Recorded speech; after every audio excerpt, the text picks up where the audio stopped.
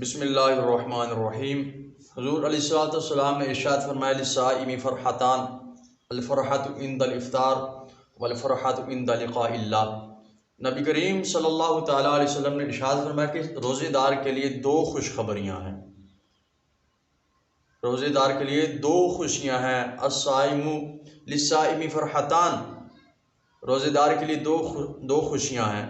پہلی افطار کے وقت، تو جس وقت بندہ سارا دن کھانے اور پیاس سے بے حال ہوتا ہے اور اس کا جسم پیاس کی وجہ سے تپش میں آیا ہوتا ہے، تو افطاری کے وقت اس کے گلے کے نیچے سے پانی اترتا ہے۔